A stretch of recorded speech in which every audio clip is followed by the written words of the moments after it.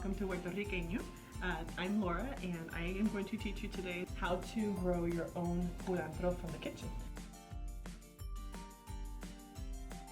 I'm in San Antonio, Texas, which is South Central, and the only place where temperature is predictable is usually inside of your home. So I don't trust germination of culantro outside at all. So I would use containers in your home. Food grade is best whenever you go out or whenever you order takeout or eat in. You want to save these because this is going to be your friend. And the fact that they're disposable, even though I know Puerto Ricans will use these for like a year, at least my family, we're going to cut them up eventually, so that they're disposable is good for this purpose. Alright, so you're going to need a pot. You're going to need scissors eventually, not in the first part of this. You're going to need soil, and we'll talk about how I blend the soil in a little bit. You're going to need seeds. They're so cute. There's little baby cows. This right here actually could do a whole field of it, of culantro. This is way too many seeds for what we're doing today, so just know that you don't need a whole lot. The most important ingredient that I would ensure that you have before you start all of this is self-confidence, because you're going to need it, and coffee. You are enough to grow your own culantro. Alright, contrary to popular belief, we're going to do this and we're going to do it outside of the tropics. We're going to do it well. Okay, so here we have it. I have my little holes in here, drainage holes. You'll notice that there's a couple layers in here. I made the drainage holes only on the outside, but if you have a flat, even layer, I would make some holes right here. So, alright, let's go ahead and fill this up. You kind of want to use something at least this deep. Here's one that I did earlier, or deeper, because culantro, this one's about 2 inches, this one's about 1 inch, but I'm going to show you how to transplant them anyway. But culantro needs depth, so eventually you're going to want to use something like this, this is about 6 inches. So let's go ahead and get started. You will want to put something, if you're on your table, you want to put something underneath to protect it. So you will just pour in, easy, nice and dusty. I'll be washing this tablecloth after this. So if you have little particles like this at the surface, get rid of them, because if your culantro seeds land on them, they will not be able to, they may germinate but they won't root, and so who wants to waste a culantro seed? So what I do is I use seed starting mix and regular potting soil. I'm a big fan of the organic soils. Definitely a big fan of organic because we're putting this in our bodies. So anyway, so it's about a 50-50 blend of starting soil with regular soil mix is what I like to grow culantro in, because it is nice and loose for the roots to penetrate. So you want to keep culantro seeds moist, which means that you're going to want to start off with moistened soil. Because you don't see, so if I had already laid down the seeds and I'm doing this bit right here, it would float and then it would just get really weird. So you just kind of want to let it absorb. Make sure that the surface of the soil isn't bumpy. I don't know if you can tell, but it got bumpy. Pat it out. There's some dry parts, but we're about to fix that. Okay, so you just kind of want to smooth it out, because you don't want little culantro seeds to land in like little caves in there and then they get too covered in soil and they don't germinate. That's the other thing, is I would encourage you guys, since I have some dry spots here, I don't want to pour anything back on there because there's a lot of moisture in there already. I'm going to just spray it down. Before, these sprayers come with some wind too. The force of the spray could blow them away, so you don't want to do that. Okay, so I think everything is evenly moist. Now we are going to get started with little pinches of culantro, or in Puerto Rico, where I am from, they call it recao. We're just going to sprinkle a little bit like that, super lightly. Let it kind of fall and jump randomly, and just does it, very just evenly.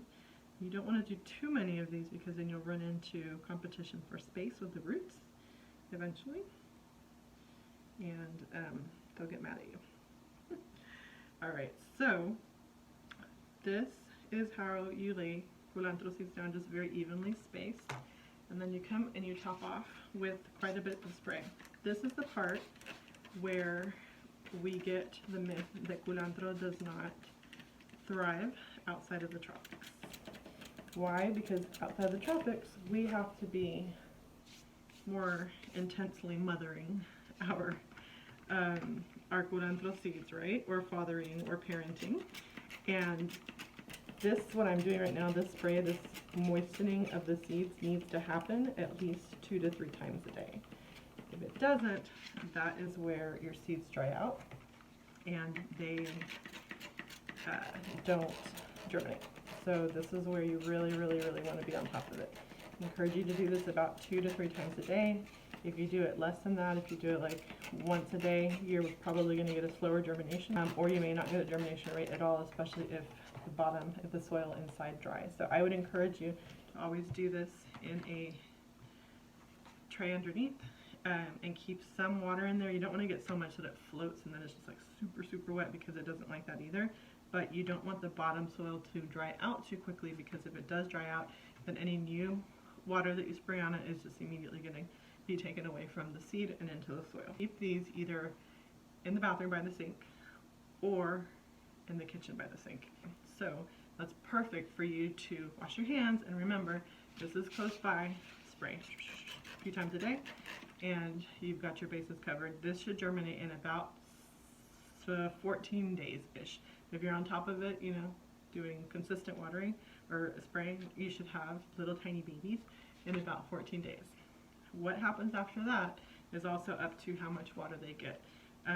I would start, once you get a, once you start to get the leaves up, you can keep spraying them for a little while, but when the true leaves start, that means you're getting some root growth, actually some pretty awesome root growth. Water it from the bottom so that the roots have you know, ambition to go down. Let me show you what it looks like. This one I planted. This next one I'm going to show you August 25th. They're slow, and this is also where we lose, you know, culantro parents. So really, in like, I don't know, a month and a half, I've only gotten this much, right?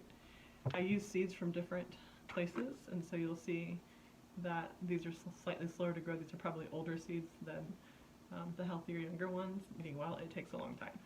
A lot of patience too. So this is what you're going to get in about a month and a half, as long as you are watering them every single day or keeping on top of the moisture of the soil. And then I told you that we would need scissors, right? So what we're going to do to transplant, I'm not going to transplant these little ones. I'm going to bring these over here, which are a little bit longer, and I'm going to show you how to put these in a pot. Okay, so I went and I filled up my pot. It was about 6 inches, and I left about an inch or so at the rim. So I'm going to go ahead and wet it. I'm going to put her over here for right now. So I'm going to wet it.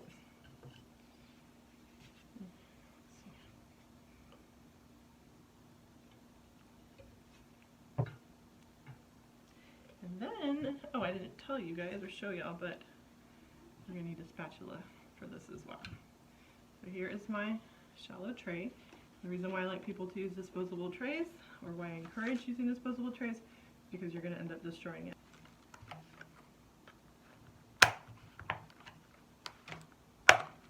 Spatula. You pick this area up so we're not disturbing the roots. This little area right here is going to find a brand new home right in here. Look at that. And so I'm just going to put her right here. And now I have my cute kitchen Culantro cultivar. That's it.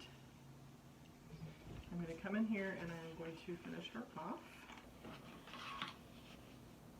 The reason why and this is probably something that most of y'all know, or if you're a new gardener you don't think about, some people will put soil all the way to the top. You want to leave soil, you want to leave space like around the lip of so that whenever you water it doesn't come out. So I'm just going to water around her. Typically culantro does not like water on her leaves, on its leaves. but because I'm going to put her in a place where I'm going to open a window and there's going to be some breeze and it'll evaporate out.